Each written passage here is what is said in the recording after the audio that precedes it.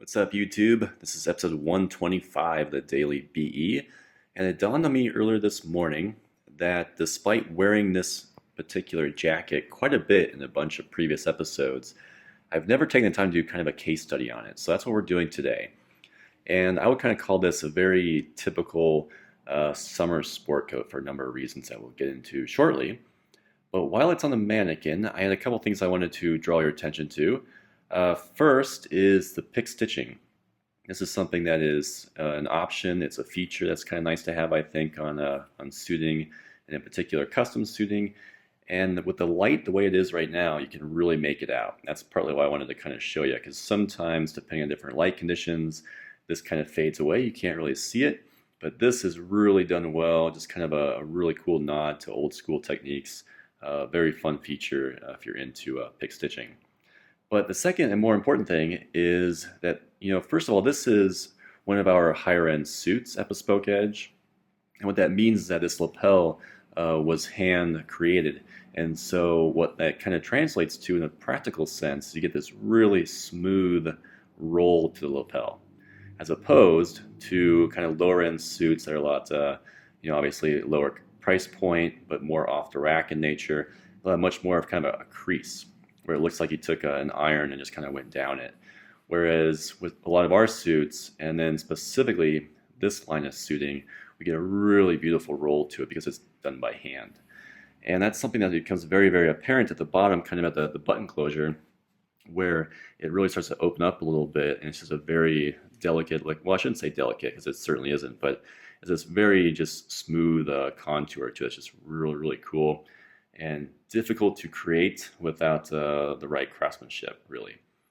So that's the two things I wanted to show at this view. Let me take this off the mannequin real quick, lay it flat on the table, and I'll bring your attention to a couple more things to make this a really good summertime sport coat. All right, so here we are with the jacket off the mannequin, and to kind of walk you through this. So the fabric, right away, it's an obviously kind of a light blue, got a little bit of a plaid to it, kind of a cool texture to it, so it's a little more interesting than something very solid in my opinion. But it's a very good summer coat because, these earth tones, these kind of softer colors, they're just much more geared towards warm weather, lounging on a patio, or having a summer meeting or a summer lunch. It just kind of gives you that sensibility when you have a lighter color, and that's something that's a lot of fun to kind of use those different color patterns or color palettes in the summertime. So the fabric itself, though, is very, very thin, and I believe this is a blend of I think linen and wool, but it is very, very light, and it's tough in video. I can't really relay this, but if you go out shopping for a suit and you're going custom, you have a chance to look at some swatch books. When you feel it, really will be just like that in the suit itself, especially if you're not going to have much of a lining to it. And so in a lot of summer sport coats, that's just what we do. Now, you might be saying, well, there's plenty of lining, Ryan. What are you talking about? The way that we do ours is we still have a little bit kind of around the top of the shoulders, and then really just for detail purposes down the inside of either side of the jacket. A little bit here on the vent. This is the back of the coat. Here's the center vent. So it's really much more of an accent, and it's not all throughout. Where you don't want it, if you're trying to make a summer sport coat and stay very, very cool, is of course all over the back, because a lot of us tend to sweat from that area when we get really warm, if you're seated in a chair specifically.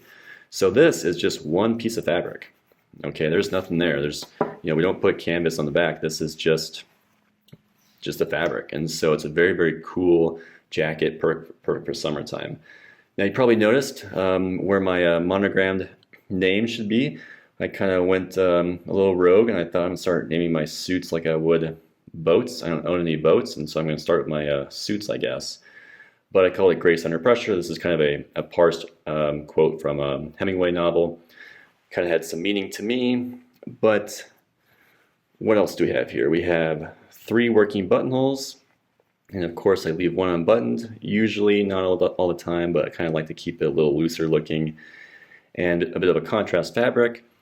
So why that white here, this kind of, I guess kind of off-white, kind of cream? Why that? Me personally, I'm usually wearing some kind of white dress shirt, kind of like you saw in the mannequin a little while ago. And so because that's my kind of go-to thing, having that white accent thread color there in the buttonhole is usually a very safe match with what I have in my pocket square and what I have on the dress shirt. So for me, it made a lot of sense. Otherwise, this thread color here was meant just to kind of match the fabric, not be too flashy. That was by design. And I should note that on the lapel buttonhole, I did not do any kind of contrast work. And that was again because I didn't want it to be a real flashy looking coat. This is kind of my workhorse, my day-to-day. And so I wanted something just elegantly sophisticated in its own way. One last thing while I'm thinking of it, you may have picked out this is kind of a nautical kind of theme. It's a world map on the lining, which isn't quite a lining, but still. And that's just something that I thought was fun since it's kind of a summer coat. You get lots of references to the ocean. It's blue. I like blue. Just to give you a little insight on how I kind of built this thing. But the key takeaway, I think, if you're looking to do a summer sport coat, is obviously the fabric. Get something light, something breathable. You're going to be in this when it's warm. It will really pay dividends if you have something that is going to help you regulate your temperature. And then beyond that, if you don't get a lining, you will really keep yourself cool just by that one simple tweak. Now, some of our coats, or some coats I should say, if you don't have a lining, they're going to be a little kind of frumpy looking and less structured overall.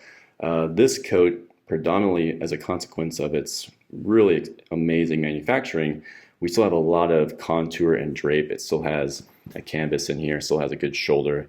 And so I'm getting a lot of benefit, but I'm not carrying the extra weight that usually comes on like the back of a lot of my jackets. So this is my summer sport coat 2017. Absolutely love it. It's a really great coat. And I think these key points, I hope, will kind of help illustrate how you can kind of go about picking one depending on your own personal needs, your own personal style, and kind of what it is that you're going for. That's the whole idea, right? So hope that helped. I imagine if you guys have questions, you will ask. You guys are usually good about that. And we will do more videos. I think we'll do something on a fall sport coat, actually a fall suit, very soon. So stay tuned. If you have not subscribed, please do so. You are missing out. We got lots more stuff coming.